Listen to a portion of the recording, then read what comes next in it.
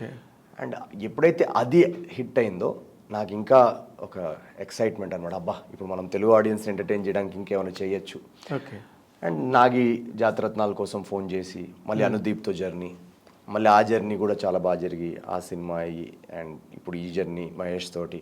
అయితే నువ్వు అందరూ సినిమాల్లోకి వచ్చి స్టార్లు అవుతారు, నువ్వు స్టార్ అయ్యాక సినిమాల్లోకి వచ్చి అలా ఏం అంతే తేడా. అలా ఏం లేదు. No your stardom only on viral platform or YouTubes or what ever.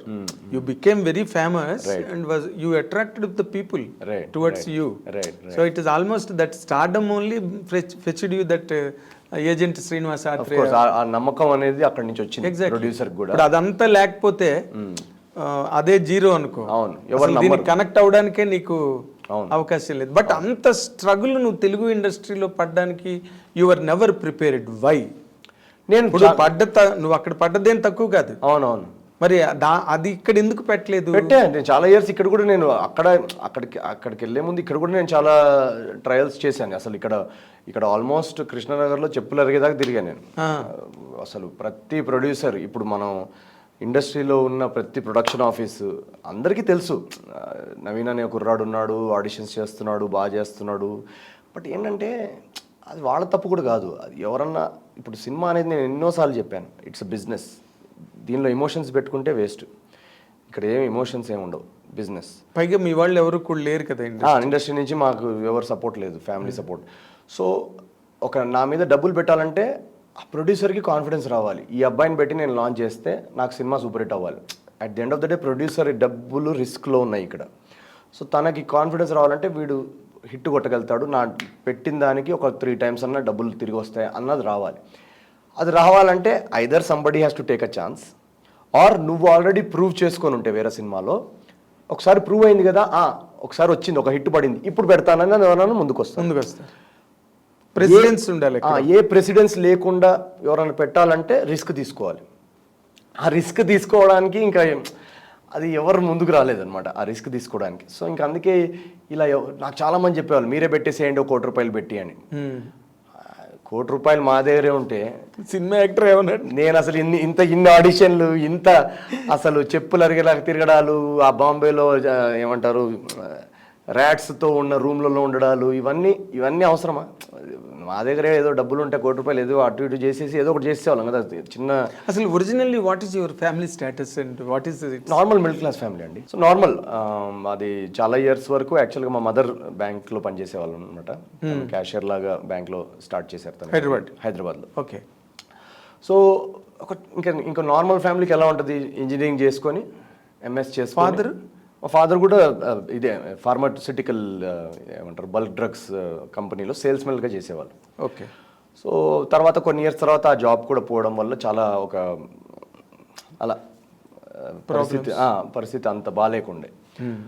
So అందుకే ఏంటంటే చదువుకుంటే అందరు లైఫ్ సెట్ అయిపోద్ది అనేది మా బ్రెయిన్లో ఒక ఇన్స్టిల్డ్ అనమాట. ఏ ప్రాబ్లం నుంచైనా బయటపడచ్చు చదువుంటే అనేది క్లియర్. అందుకే మా ఇంట్లో ముగ్గురం అందరూ చదువుకున్నాం బాగా. ముగ్గురు బ్రదర్సేనా? Brother and sister. Okay. So ముగ్గురు ఇంజనీర్సే. ఓకే. మా మొత్తం ఫ్యామిలీ అంతా ఇంజనీరింగ్. అంటే మా ఫాదర్ వాళ్ళ అదే కదా ప్రాసెస్. ఫాదర్ వాళ్ళ brother kids IIT Chennai, IIT Kharagpur. So IIT కొట్టడం అనేది ఒక ఏమంటారు ఎక్స్పెక్టెడ్ థింగ్. ఓకే. ఎందుకంటే అంత చదువుకొని గ్రాంటెడ్ థింగ్. ఐఐటి ఎన్ఐటి కొట్టడం అనేది ఒక ప్రాసెస్, అది అంతే. ఓకే. సో అది కొట్టాలన్న ప్రెషర్ కూడా చాలా ఉండేది నా మీద, ఆ ఇంజనీరింగ్ ఎగ్జామ్స్ అన్ని కొట్టాలి అని. సో ఆ ప్రెషర్లో నాకేంటంటే అది వెళ్ళే ముందే నాకు తెలుసు యాక్టర్ అవుదామని. చాలామందికి ఏంటంటే లేట్గా వస్తుంది రియలైజేషన్ లేదా ఇంట్రెస్ట్. నాకేంటంటే అసలు ఆ ఐఐటి ఎగ్జామ్స్, ఆ ఇంజనీరింగ్ ఎగ్జామ్స్కి వెళ్ళే ముందే ఆ క్లారిటీ వచ్చేసింది. సో ఎందుకు నన్ను ఇటు పంపిస్తున్నారు అని నా బాధ. ఓకే. సో మా పేరెంట్స్ లాజిక్ కూడా ఐ అండర్స్టాండ్.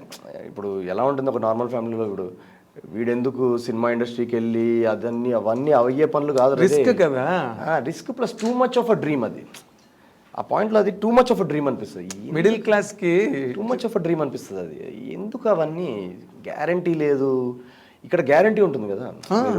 మీరు ఐఐటి చేశారనుకోండి లేదా ఎంఎస్ చేశారు, దాని తర్వాత జాబ్, ఫైనాన్షియల్ సెక్యూరిటీ, ఇవన్నీ గ్యారంటీస్. గ్యారంటీస్.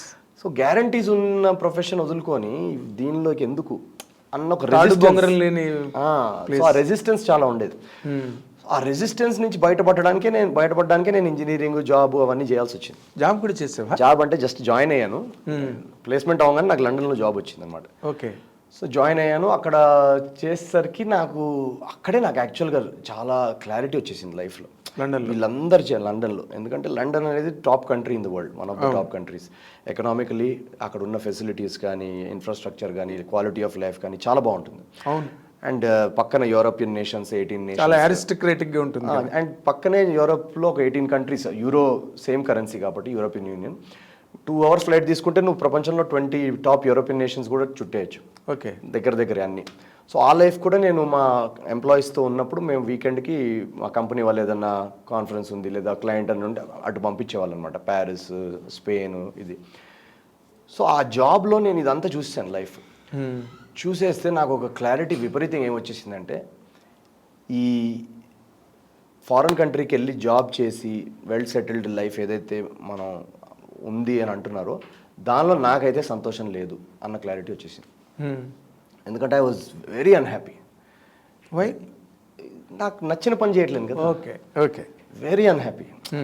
సో ఈ మెటీరియలిస్టిక్ కంఫర్ట్, ఒక మంచి కారు, ఒక మంచి modern city in the world, ఒక ప్రాపర్ ఏంటి ఫస్ట్ వరల్డ్ నేషన్లో బ్రతకడం, అక్కడ వీసా తీసుకొని అక్కడే పర్మనెంట్ రెసిడెంట్గా ఉండడం, పెళ్లి చేసుకొని అక్కడ సెటిల్ అయ్యి, వీటన్నిటిని అబ్జర్వ్ చేశాను నేను. అక్కడ సంతోషం లేదనిపించింది నాకు.